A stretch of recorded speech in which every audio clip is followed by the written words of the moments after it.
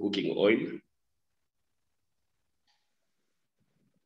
I beg your pardon. We use sunflower grain to produce a bit of cooking oil.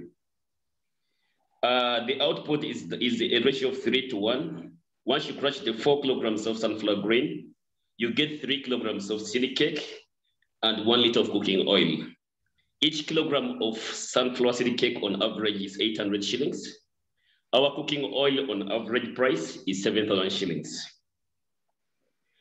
The target market is that we target basically hotels and restaurants. We also target healthy and conscious families within the population. We also look at persons that have health complications such as DC and have been stopped from eating our good clients. That is in terms of oil. In terms of the seed cake, we target companies that make animal feeds. We target pig farms. We target dairy farms. We also target farmers that use our seed cake as manure. In terms of the seeds, the quality seeds, we target the farmers that are engaged in sunflower agronomy or production. We also target farmers that are engaged in apiary farming because they require the sunflower to boost their quality of honey. Our value proposition, we're the lead provider of high quality hybrid seeds in the region. We're also the lead provider of high quality vegetable oil due to the technology that we use in the region. We also have high quality seed cake that is certified by UNBS, good for animal consumption. Competitive analysis. We provide vegetable oil in all affordable and well-packaged quantities that meet the demands of different consumers. We have a good and close working relationship with the farmers and consumers of our products. Our oil is naturally tasty and golden in color that attracts the attention and motivation of the customer to buy. Let me go to, I didn't finish on the roadmap and financials because of time, but I think I can work on that later. Thank you. All right, thank you so much, Patrick. I ask him, Julia, I know he has not presented about financials, but what is your ask? What is your ask, Patrick? What is your ask from investors?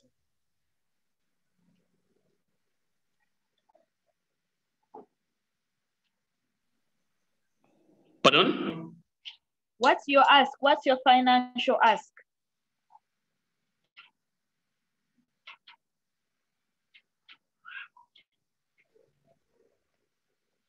Patrick, are you there?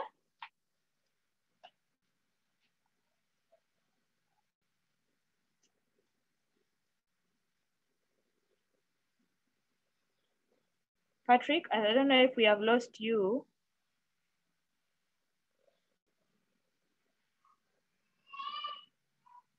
Roy, I think we have lost Patrick. I'm not sure.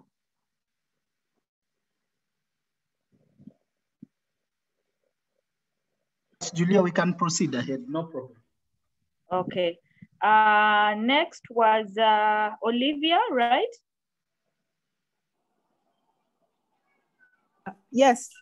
Yes, please. You have the floor. I think I lost connection. Am I okay? Am I now on? Yes, we're asking you what is your ask?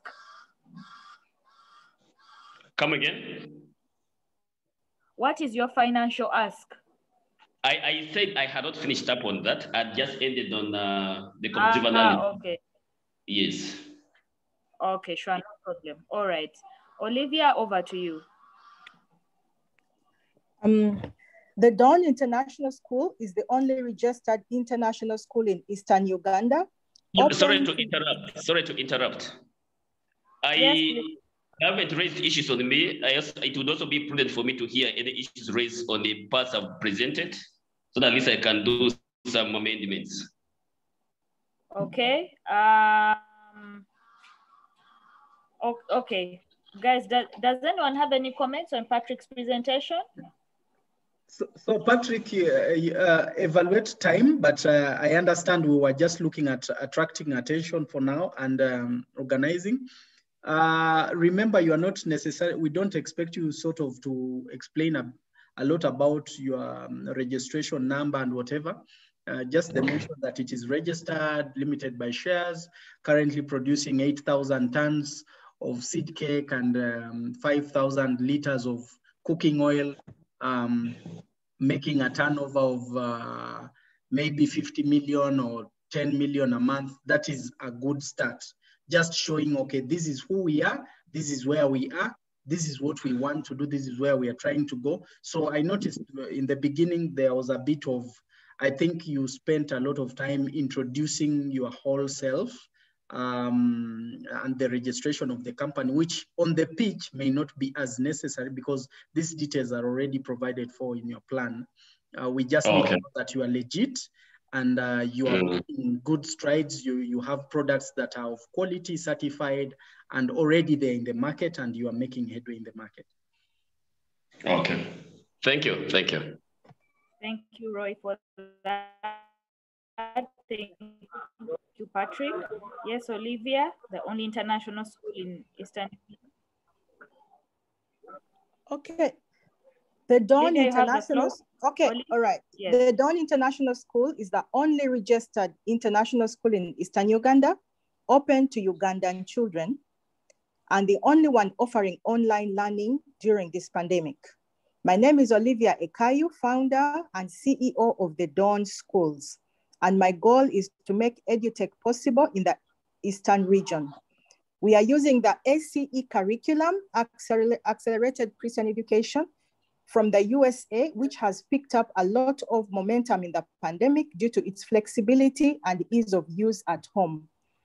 I'm looking for an investment of up to 250 million Uganda shillings to purchase curriculum materials, improve technology, and develop a mobile laboratory service to reach learners at home.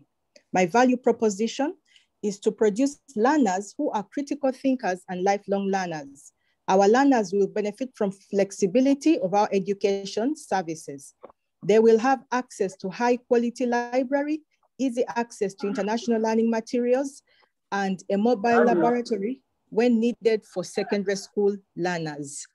My target market is families earning a minimum of 6 million per month with children between 3 to 20 years in Mbale City who need an alternative curriculum to the Ugandan curriculum that has been thrown off balance during the pandemic.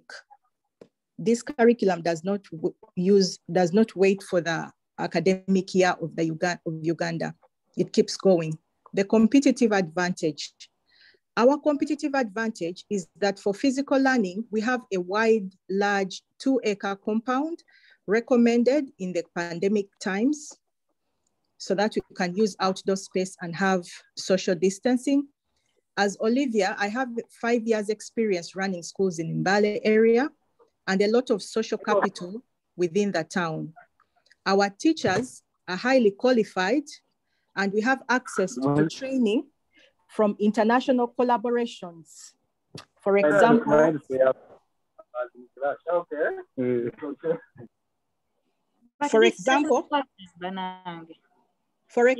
our French lesson is being streamed live from France, from one of our partners.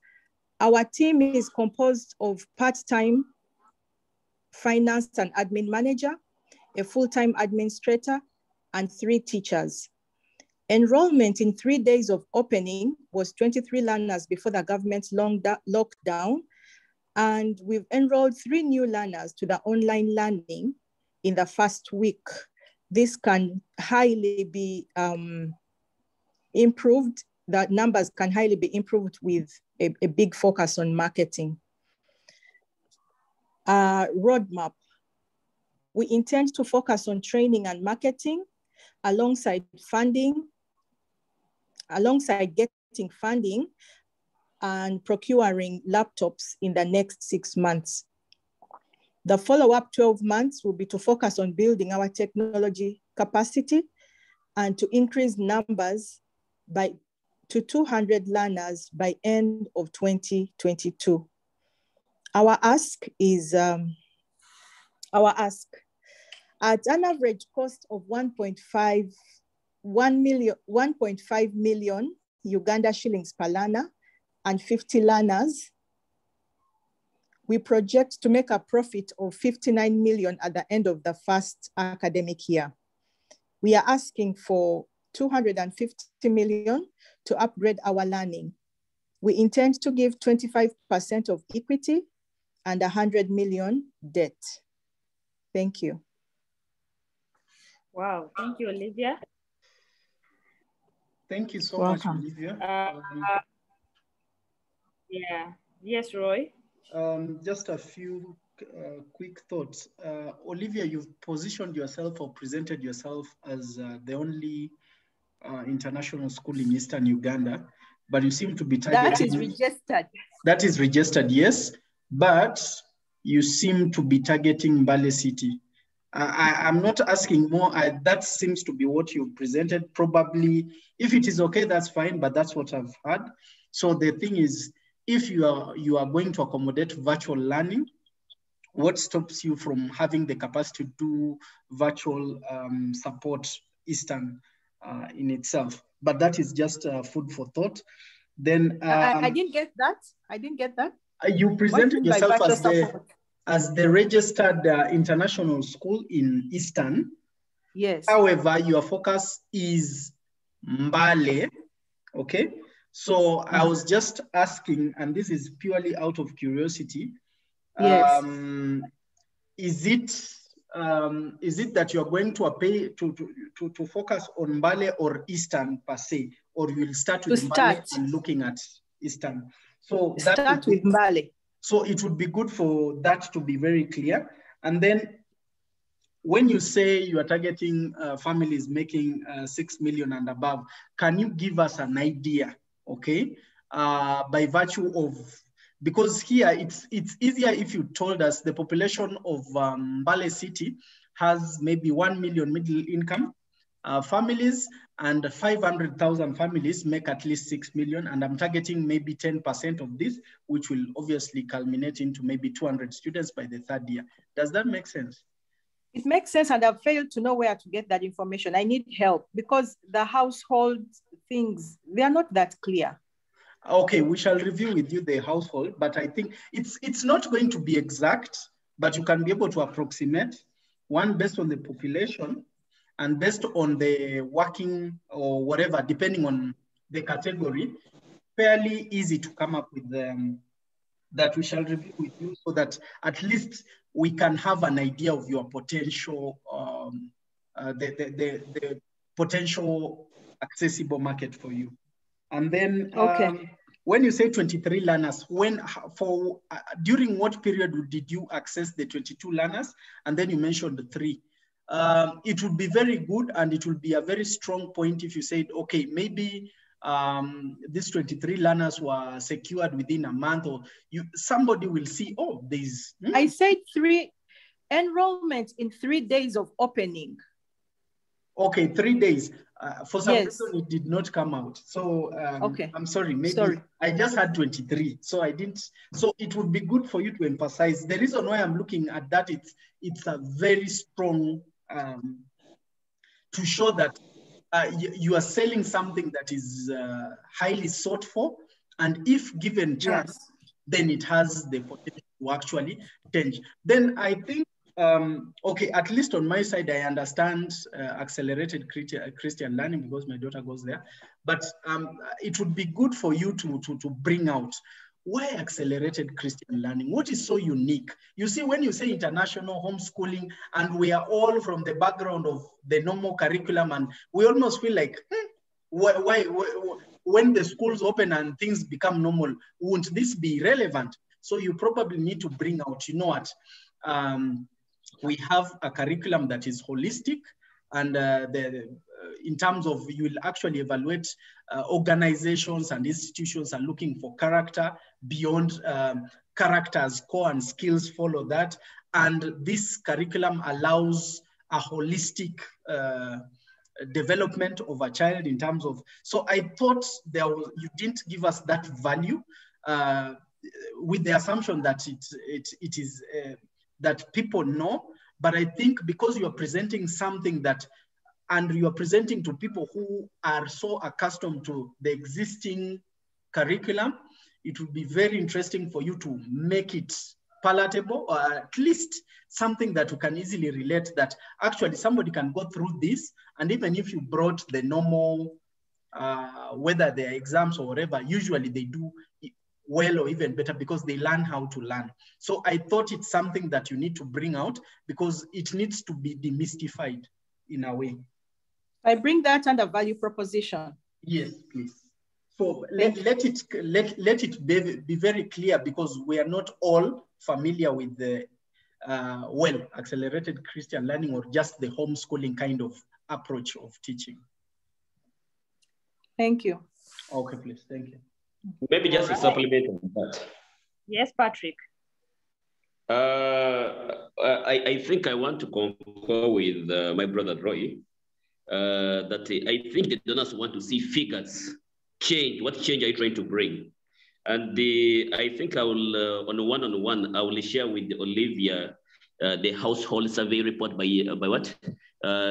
Uganda Bureau of Statistics. They released of recent a household survey report. So you may be able to get that report. I will share with you that report. Patrick, just share on our email so that we can share with everybody. You never know what each person, I know Joy has been struggling also with the number on market. So if you can share, I think it would be valuable for everybody, because each of us may want some context to share, which may be valuable. So we'll appreciate if you can share so that we can forward to everybody, even those who are not in this session. I will do that. Okay. Yeah, thank you. All right, thank you so much. This is actually very, very valuable. Yes, Joy, Patrick is going to share with everyone via email. Great, excellent. Thank you, Olivia. Next was Gertrude. Gertrude, right? Gertrude or Anita?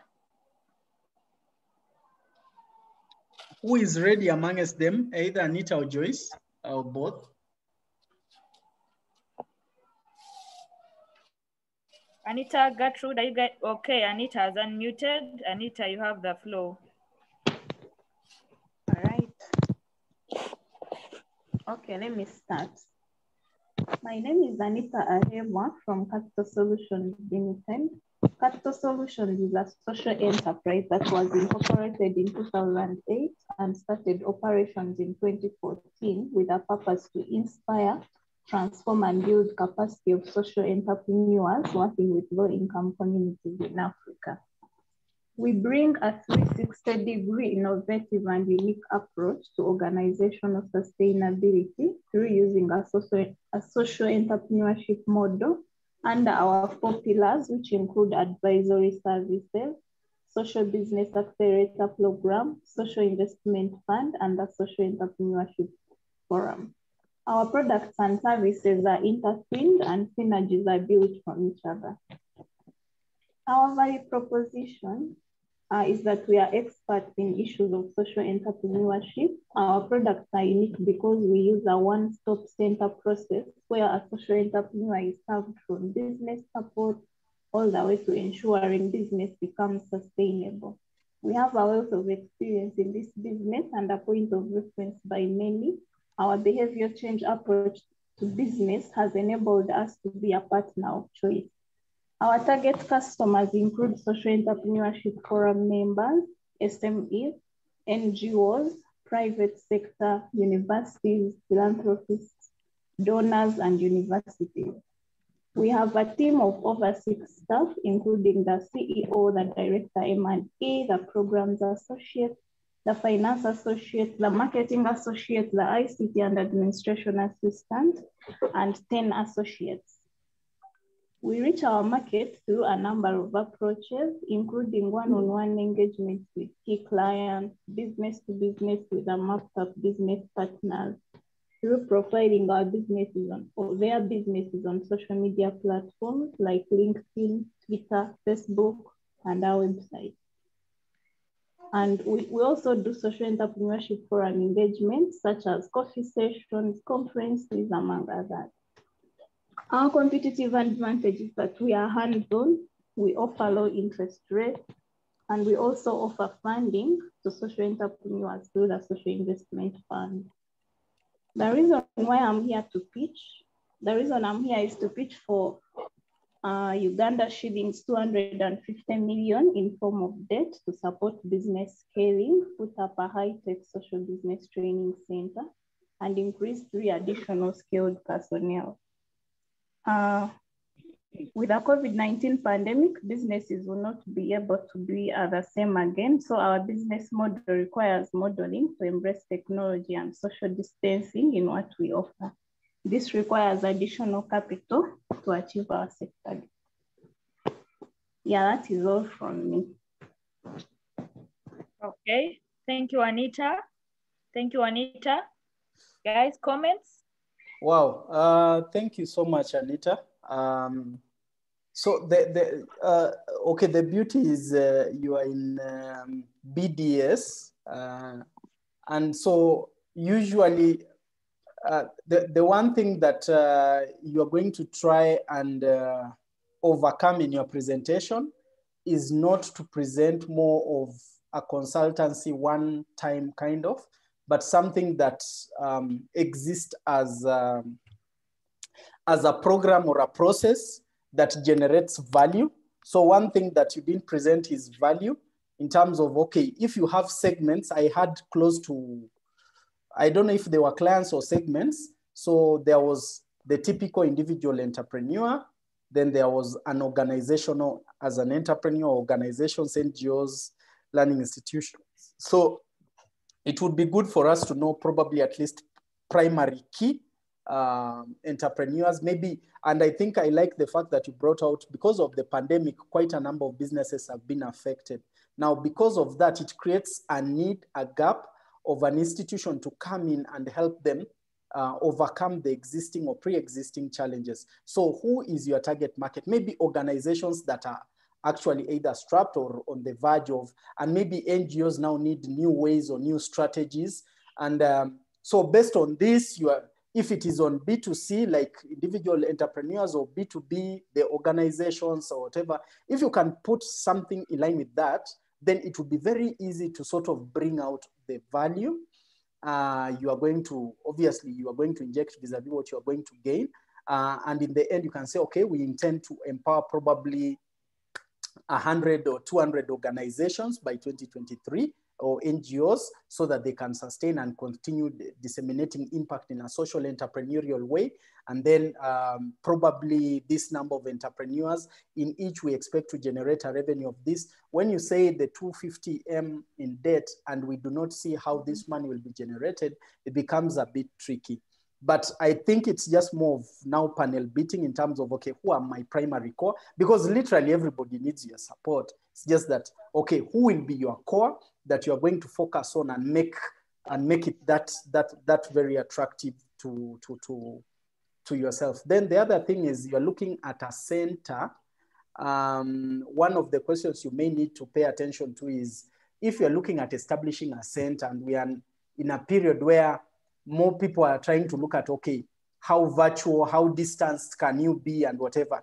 Is it relevant to have more of the center mode, or to have more of the capacity to actually disseminate whether distant support or virtual support, but in a way that is personalized? I don't know. But I guess this is just something you can think about as you look at refining and making it very attractive for the opportunity. Thank you.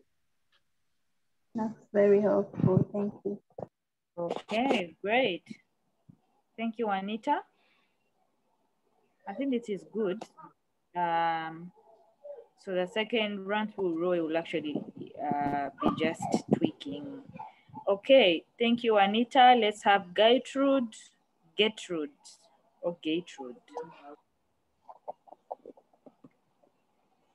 Gertrude? Yes. You have the floor. Yes, good morning, members. Good Hello. morning. Hello, Yes. we can hear you. Yes, please. Okay, I'm starting. Please, you have the floor. Yes, I'm Atcoit Gertrude, one of the directors of Atcoit Agro Enterprise Limited, which started as a personal business to offer improved agricultural inputs to farmers and to handle other general merchandises. This aimed at improving household incomes, food security through the provision of latest agricultural technologies and adequate services delivery to the community. The company was later registered in 2020 as a limited company, limited by shares, to provide various agricultural inputs. Okay. I'm continuing.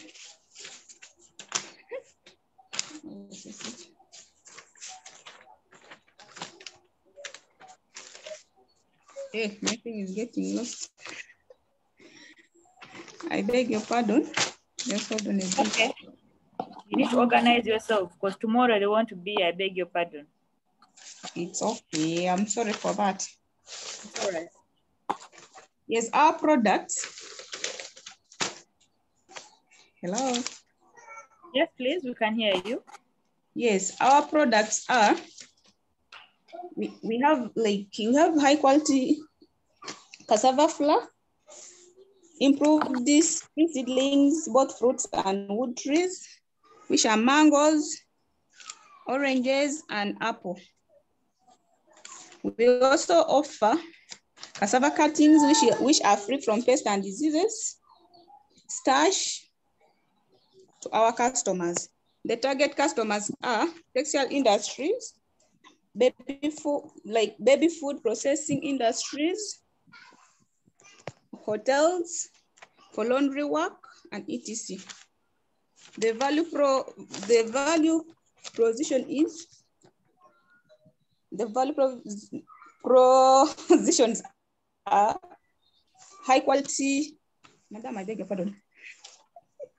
I don't yet organize the way. Don't worry, just go ahead, speak from your heart. You don't even need to read. Yeah. Just speak. Yeah. Ours is just to listen and guide you, so you don't have to read, because this is something you do on a daily. Even if we woke you up today, you'll just be able to say your business. So don't worry about what you've written. Just okay. speak your mind. Yeah. Okay, let me begin from the products. Okay. Products are cassava cutting that is free from pests and diseases, high quality cassava flour free from sand, improved seedlings like mangoes, oranges, and apples at affordable prices to our customers, high quality starch. Then the targeted markets are textile industry has a squeezing agent, baby food processing factories has a nutrient and thickener, government bodies and NGOs all over Uganda. The value propositions are, we offer high quality cassava flour and starch free from sand, cassava cuttings that is free from pests and diseases, good quality tree seedlings at affordable price to our customers. We are asking for 200 million shillings, that is Uganda shillings, to aid in the purchase of advanced starch processing machine and other equipment, 40% equity. The roadmap, we want to be the leading starch producing industry all over Uganda by 2024. That's what I've prepared. Okay. Thank you. Thank you, Gertrude. Thank you, Comment? Gertrude. Yes. You really articulated on the finance. You need 200 for 40%. So technically, you're trying to say that your company is equivalent to, that is, sorry. I need some computations, but you've put it at about 500,000, if I'm not wrong. Yeah, about 500,000, 500 million US dollars, I mean, Uganda shillings. It would be good to see what justifies that, but I think you've articulated right. I think you need to bring out that you started from inputs and provision of seedlings, especially cassava cuttings, but now you are now processing high quality. And how much of that are you processing now? How are you processing now? Okay, because when you say you want to set up a facility or whatever, currently what is the situation? And then how much is demand out there that justifies you setting up a facility? Because you may be setting a facility and there's no market. Is it that you have a lot of orders? Is it that you have the market has grown and the demand for your product is very high and you need to fulfill the growing demand? Because you need to bring a situation where people appreciate that there is a good market and investing in such a facility would be valuable. Okay? Now, when you say 200, what is the breakdown? How much will be for the machine? How much will be the setup? Is it that you already have a site?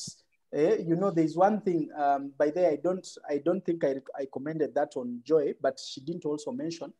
When you say you need a certain amount and you put, say, land for that matter,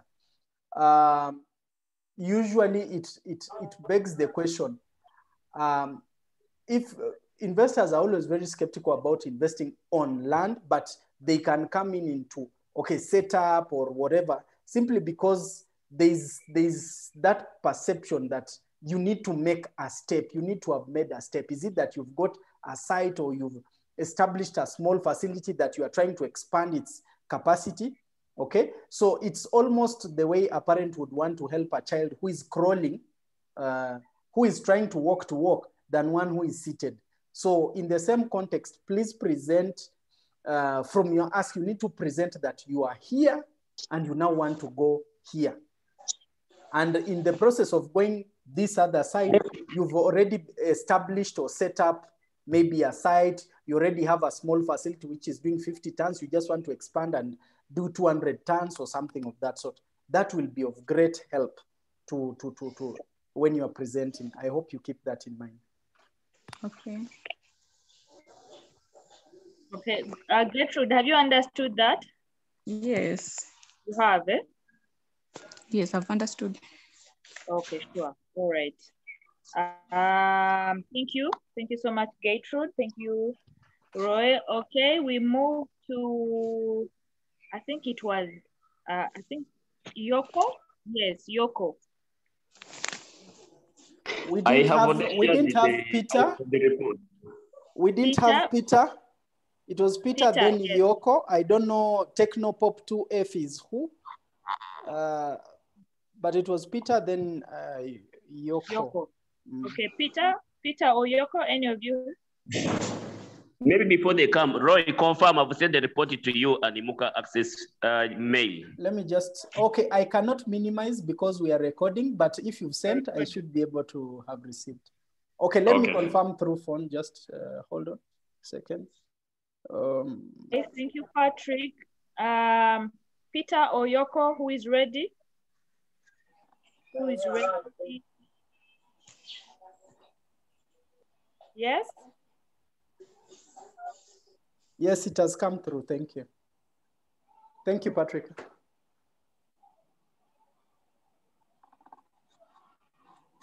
Peter or Yoko? Guys, are we there or we have walked away from our devices? I don't know. Oh, we are looking at Kikota. Sorry. Yeah, sorry. I thought Kikota had got another name. All right. Kikota, you have the floor. You have the floor. Sorry about that. Maybe because the managing director, Kikota, is called Peter. I'm the marketing director. I'm Raphael. So maybe there was a bit of a mix-up there. Maybe he knows Peter. Maybe Roy knows Peter. Sure. All right. Yeah, but I'm good to go. So I'll start this off. Why feed a man for a day, yet teaching him good fish could feed him for generations? This is Kikota Integrated Farm Limited, and this is our value proposition to the market and the Pitchfest, more or less. So we were, as I said, founded in 2016, fully registered. We specialized in hatchery, or that is same-sex tilapia and catfish. also same sex. So we've had a long-standing influence in the market in most of eastern, northern Uganda, a bit of western Kenya, southern Sudan, and eastern Congo. So right now, what we're trying to do is we're trying to pick up the model of outgrowers. It's more or less social entrepreneurship, looking at empowering the people starting from where Kikota is best, that is in Serere, and possibly expanding to the whole Teso sub-region. As we all know right now, our protein diets are best off beef and chicken, and that can be quite detrimental to the environment. Fish is a profitable and yet very sustainable, both ecologically and financially, protein substitute. So we're looking at expanding to fulfill goals of poverty eradication in the district, hunger elevation, and all in all, just proper social upbringing. Because right now we're looking at possibly debt of about 100,000 US dollars atomized to be paid over 3 years. This is to facilitate the expansion of the existing hatchery and the construction of Valley Dam.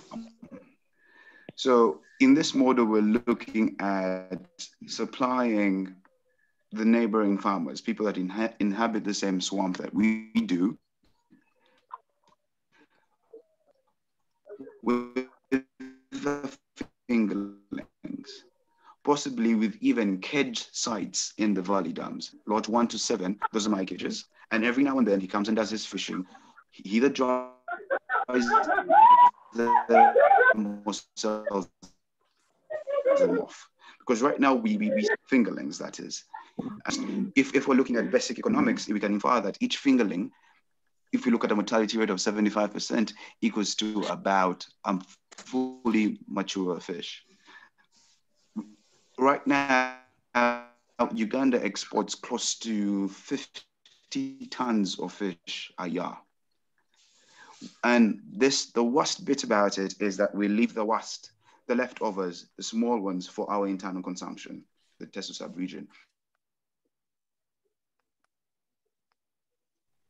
Feed your family. This is a nice way for you to get money. At the same time, we're not damaging our environment. We're not damaging our environment because everyone knows, let's say, for example, you plant cassava. Yes, it's good. But let's say you distilled a couple of seasonal rivers in Karamoja. You have the Valley Dam system up and various types of fish. You're creating a proper ecosystem, both financially and socially, you know, fighting hunger. So what we're trying to do right now, like I said, is 100,000 to help us facilitate the expansion of the hatchery, because right now we have about 6 personnel that were flown out to Thailand in hatchery procedures. We're actually possibly one of the only private entities in Uganda that do have this personnel that were not taken out by the Ministry of Agriculture and Fisheries. So right now what we're looking at is we're trying to spread, because I can tell you from our market standpoint, each individual outgrower is a new market source for us, because we're going to supply him with fingerlings. We're going to supply him with technical input, both knowledge and otherwise.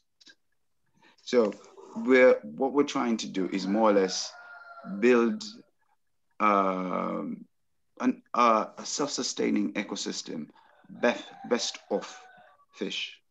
Because why feed a man one day and you're teaching him good fish, could feed him for generations. Thank you. Okay. Thank you, Raphael. Comments?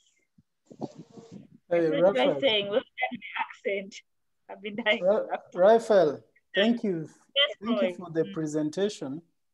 However, we need to do a bit of work. Huh? We need to do a bit of panel beating. And these are the questions that I would want us to pay attention to on your side. So you seem to have presented you want to deliver impact, but you've negated the business and the expected growth in terms of the business. So one, I would probably want you to start from the point, okay, currently, I know that one, you have a very interesting facility and it has very great potential and capacity. You've been supplying. So let's start with your current market. How much are you supplying? What is your current turnover? What does the demand and the market look like? Do you have either potential market which has expressed interest that it wants? I think that is a conversation we had at some point. So I would want you to I believe I did state that that we do supply we supply in a year close to about 300,000 fingerlings. I think I did state that as existing market, because right now the existing market sustains us quite well, but we're looking at, well, expanding the market, but we're looking at, fine, let's expand it. But even using the outgrowers model, we're expanding it internally within our neighborhood, yes, before we actually go beyond. Because right now we have people in Barara who we supply, and yet we're best off Serere. And yet there are people in Serere that we could start supplying. Courtesy begins at home, more or less. Yeah, but I'm also looking at it from a social impact standpoint. Because one hand washes the other, I believe. That makes sense, but I'm trying to just bring out, first of all, the product is fingerlings, not fish, yes?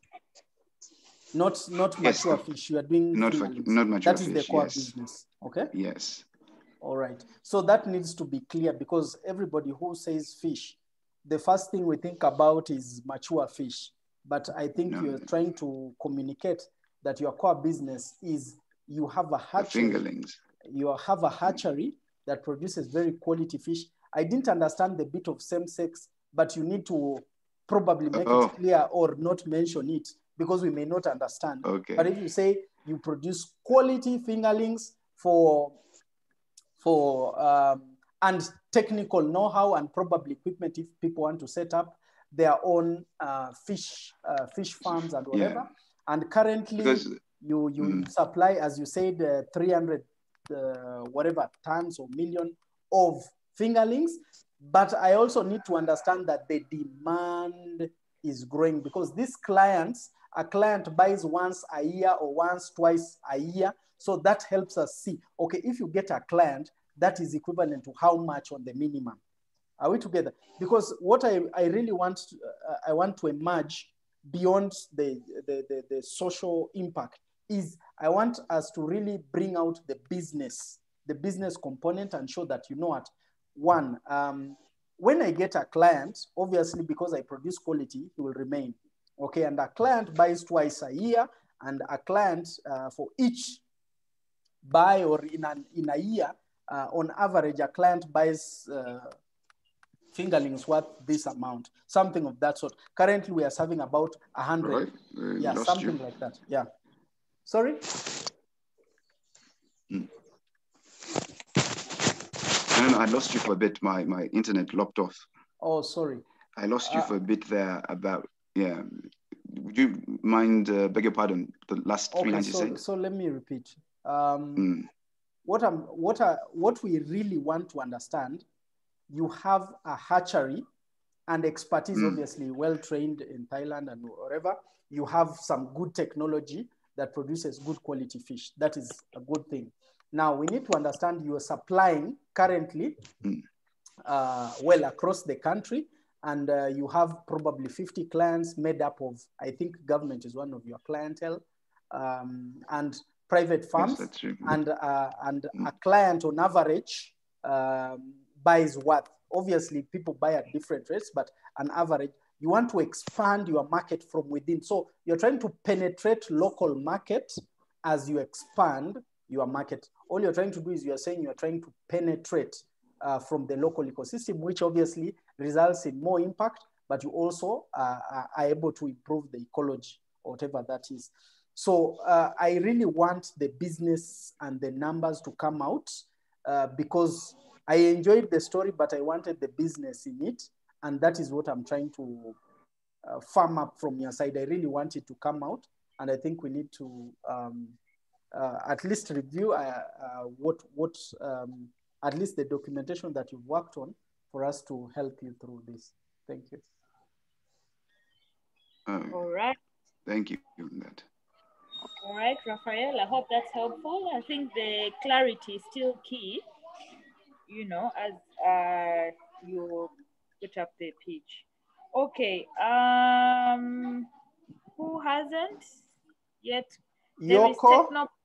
Has Yoko, Yoko presented? Yes, Yoko. Yoko hasn't presented. And there's Technopop. I don't know if he can rename. I'm not sure who we have there.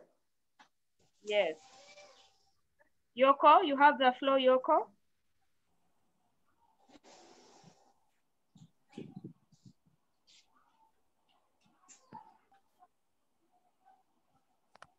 Yoko.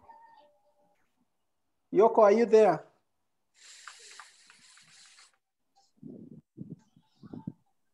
Okay, and Technopop?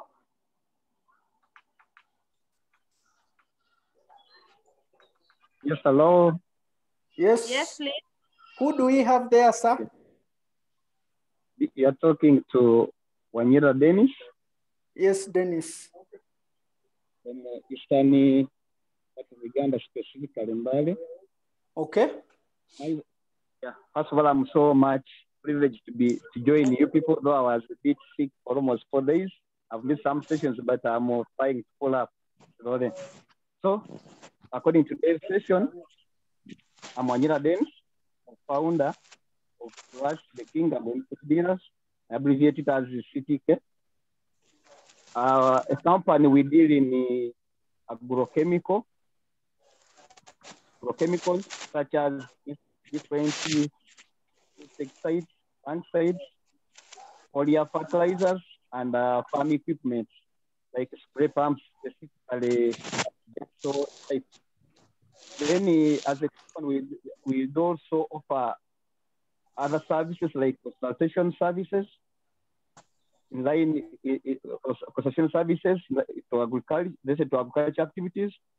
We do farmer training, and also we are also doing farmer enterprise promotion. Specifically, we are passion fruit, watermelon, beetroot, and pumpkins. Specifically, we promote these enterprises for export, and we are working with other companies who are helping us buy these things from farmers. So as a company, we connect them and we grow them, and also we sell to other companies that are dealing in export.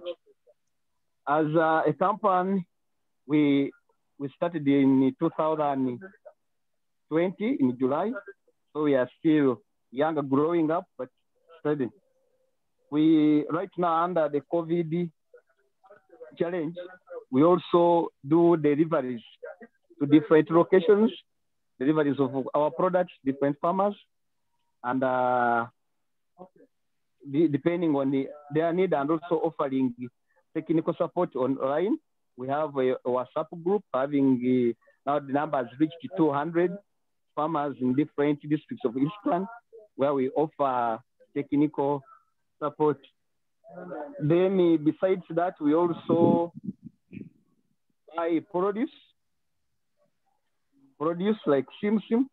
Basically, we want simsim because we have a link where we are selling it from farmers, most especially those ones who are coming from Teso region, like Kaperebiong and Amuria, where we are buying that simsim as we sell them to Kenya.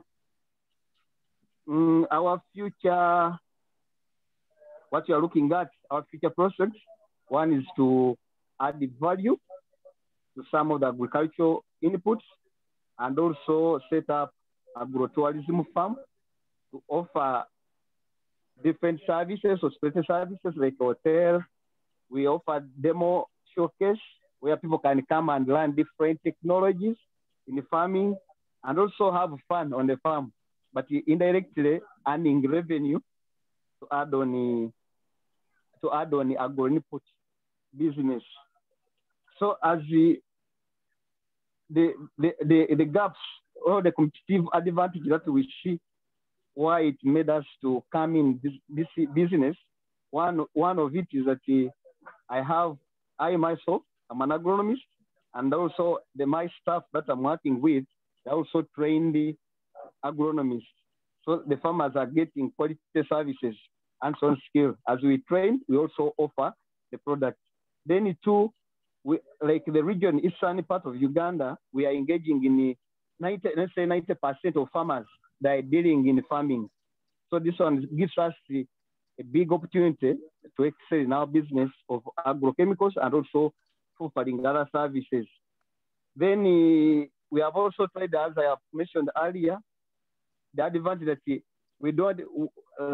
we have the capacity to move to different districts, deliver our chemicals, and besides that, also we have online services. So where we fail to reach physically, farmers can, take photos of their garden if they have issues related to diseases or what, they send on our platform, we give them instant answers, and also other advice depending on what they are going through. So, and also another competitive advantage that we have that in Uganda today, most of the people who are dealing with agrochemicals, most of them, they have no knowledge related to chemicals. Few of them who are trained. So that one gives us an advantage that we sell the product that we know and guide the farmer so it doesn't waste money. It comes with this problem, we give a single chemical to address that. Then also there is the inadequate technical support. Though government I can look at government as a competitor because they have also agriculture extension workers, but they are not doing a good job to satisfy the demand of farmers. So that one, and for them, they train, but they don't have the product. At the end of the day, farmers ask now, which chemical should I use to address this problem? They don't have, but as first the King Agro-Input dealers, we also have that. We train and also we instantly provide a solution to farmers. So that one gives us a good stand in the market. And also when you look at most of the people are dealing in agro-input. When it comes to agronomy, also there is a very big gap. So as a company, we see that those are some of the things that drives us to outcompete slightly with other people already doing the same businesses. Then our target clients, one of them is we are targeting both subsistence and commercial farmers. So we don't discriminate with an aim of helping them to come to benefit, do farming as a business. And also we are also targeting NGOs that are also dealing in agriculture related activities, and also local government programs. For instance, like NADS, those guys do purchase agrochemicals and supply to some farmers. So those are three categories of clients that we are dealing with. Now our roadmap, like what we are looking at right now is to offer high quality agrochemicals and also technical advice services to farmers so that they can improve on their household income, and also to provide employment opportunities to younger people. Like as a company, we need more people to work with. Like a TR, who can put some people in a certain location or regional district who are going to help us to extend services to those farmers in the right time. So those are some of the things we are looking at. And yes. Please, you need to be you need to be mindful of time. 1, 2, I don't think you are following the structure, because I feel like you're derailing off, and if you're on virtual, you don't want to lose the investors. Yes. Please. Yes. Okay, so you can conclude because you haven't yet had your ask. Yes, yes. Now I'm looking at the support fund needed, the 130 million, then equity of with the value of 40%. And some of this money I'm looking at, one, buying some computers and the computers for office work, and also getting a suitable office space. Then also add in capital from that existing one, and also purchase of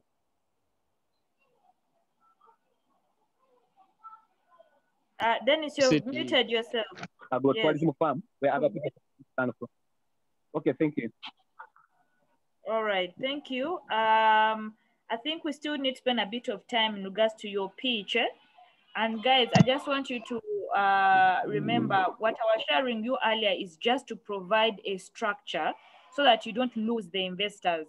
You know, the human brain likes structure.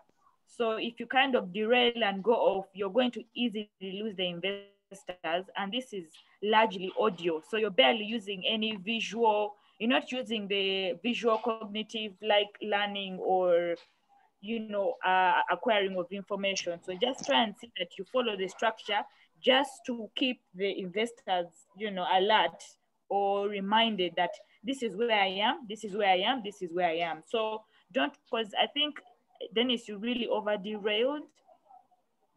So you need to look through again the structure that I shared earlier so that you don't spend 20 minutes because they're going to cut you short. I remember, I think in Western, we ended up doing 5 minutes. People had to pitch for 5 minutes. So you really don't have 15 minutes. Okay, so go back and try and structure your presentation. Any comments from Roy? Yoko, I hope you're ready. So Dennis, thank you. Thank you for the presentation. I just think I would highly recommend that you review the previous sessions. I shared a link.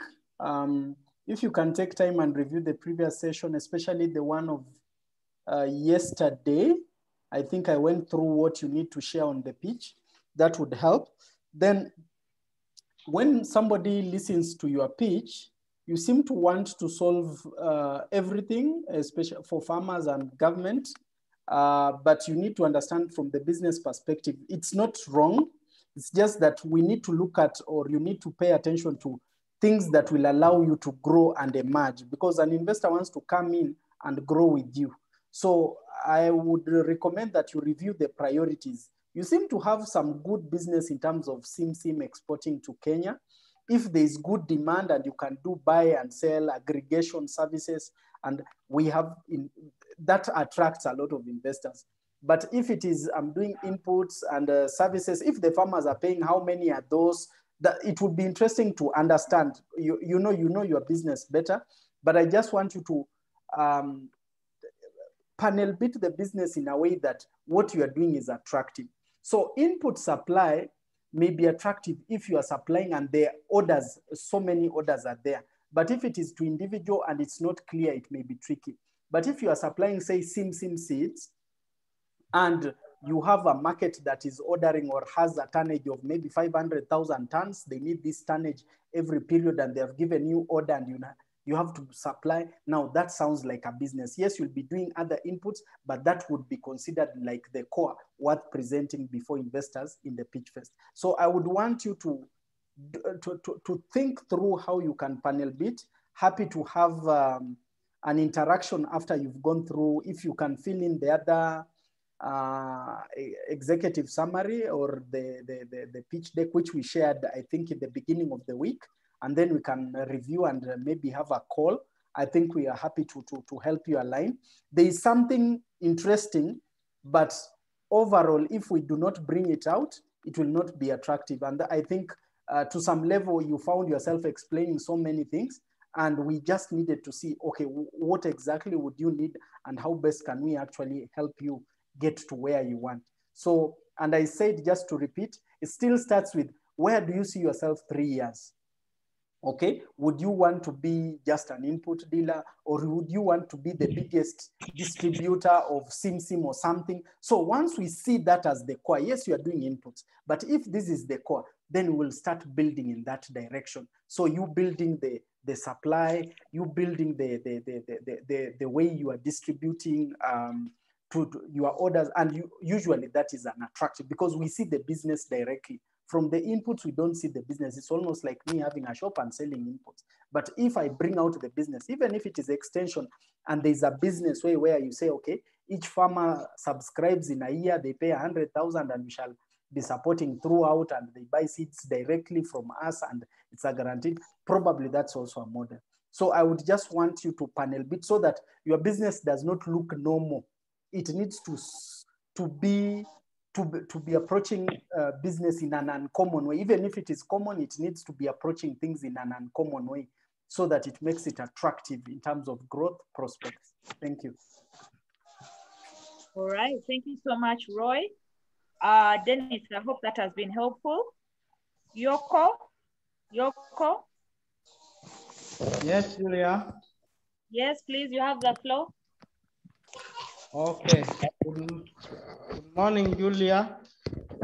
I am Yoksopato Kernyang, founder and MD of Yoko Agro Sub Uganda Limited, based in Kumi, Eastern Uganda. We are ready to start up making contribution to a beverage industry in Uganda, which is dominated by carbonated drink and high sugar content drinks, preserved flavor, juice. The demand for the natural and low sugar content has increased lately. According to the report of 2015, it has increased and grown to 8.2% per annum. And the area where we're located in Eastern Uganda, according to the population of 2014,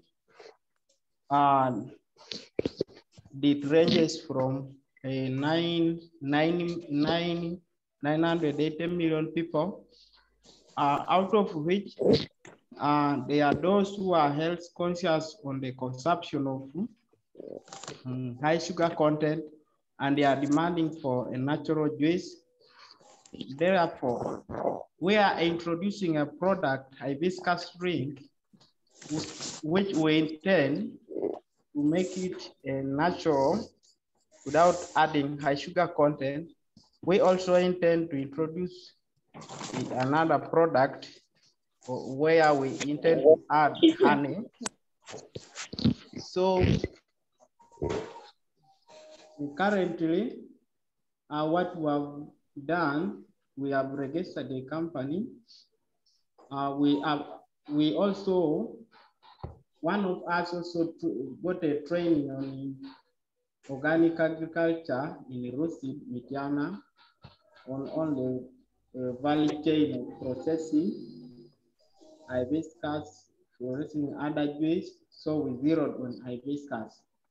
So we are therefore calling for a support.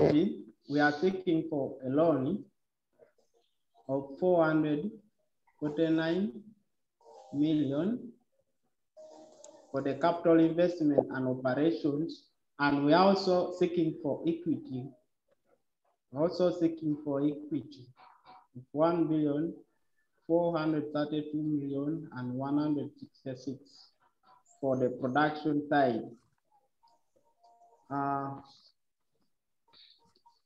We intend to start in Spirit District, Kumi and Soroti, and that is our starting target market, and we intend to expand to Eastern Uganda.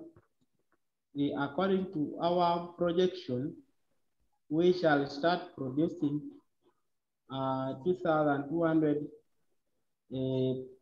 pieces of products, and we intend to reach to 350,000 tons by 2026. Thank you so much.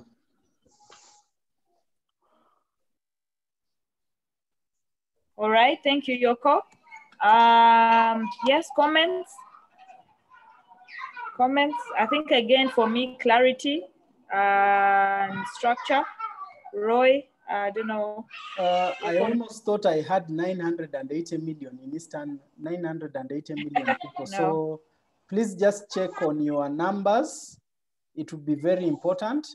Two, based on the level of development, I think your product you need to put your product under product development support. So you either need to align with the URI. Fortunately, we shall have a representative from Uganda Industrial Research Institute or Food Technology Business Incubation Center, because you need product development support. And then we can also have interest from investors. But we also need to appreciate, why are you doing hibiscus? Is it that there's a lot of hibiscus where you are? You see, by the time somebody conceives an idea, we need to see either there's good supply, there's good opportunity, there's need. When you say there's interest, who is going to buy? How are you going to reach them? I think there are a number of things that you need to cement so that this emerges out as something attractive. Imagine you put your shoes on yourself on the shoes of an investor. Somebody says, you know what, in the East, the appetite of juice has increased. I want to start doing hibiscus. The question is, okay, what pushed you to it? Was there an order? Was there a demand? Is it that you have available supply? So these are some of the things that you need to highlight that even justify and validate that you're actually in the right direction. It doesn't, I don't want it to sound that you just woke up one morning or you discussed an idea and say, oh, yeah, there is appetite in juice, and suddenly, okay, let's go ahead and, okay. Usually that is a wrong signal, even for an investor. So that is something that you may need to panel beat. We need a strong justification of what and why you want to do what you need to do. Thank you. Okay, thank you, Roy. Yoko, I hope that's helpful. Yeah, thank you. Joy is saying she's a consultant in food development or something, so. Okay. So Joy is offering, Yoko, you should be able to reach out. Hello, then, can I? Yes, Joy. Yes, can I just make it clear? Yeah, I'm a consultant in food product development and food quality systems. And I would like to partner with Yoko. I want to give him equity of knowledge and expertise. If he can accept it, I would be happy. Oh my God. We are already seeing deals. and Kikota, you should also reach out to Dennis Wanyoro, who has over 200 potential farmer producers who may potentially be your clients. So we need also to see something of that nature. Thank you, Joy. I hope, Yoko, you can see that there's opportunity already. So you need to start thinking and reach out, because you need that wisdom to get there. Julia. Yes, Patrick. If Yoko is delaying Munage, I can welcome you to the partnership. Oh, okay. we can still talk offline. It's well, thank you. Because I want my oil to reach South Africa. So I'm mindful of quality. Okay. Okay, thank you. Excellent. All right. Okay, guys. I'm hoping this has been of value. The dry runs are always important. Just to highlight what we covered earlier, for those who are not here, we talked about the first 15 seconds of creating interest, hooking up your audience. We talked about getting their attention, introducing yourself and your company. And we also talked about the reason why you are here or doing what you're doing. And then we went into the structure of your presentation, the problem you're solving, your products and services, your value proposition, your market, your competitive analysis. We also looked at the roadmap and also your financials. So just a highlight of how you're actually going to flow. Still, it is a reminder, go back and look at your presentation. Make sure, I always advise, try and follow the structure because it will keep you in check and also keep your audience in check. It's very easy. It's very easy for people to derail. These days, because of gadgets, someone has 4 seconds, you know, of attention span, 4 seconds. 10, 20 years ago, it was 7 to 10, but now it is 4. You know, someone can scroll through Instagram, like, you know, especially the millennials. So try and see that you stick to the structure so that it also keeps them in check when you're presenting. Don't use too many words. All right, thank you so much. I hope this is helpful. I think we'll be there on the call when you're doing the actual presentations with the investors. Does anyone have any questions at this point? Questions, comments before we go off? Questions, comments?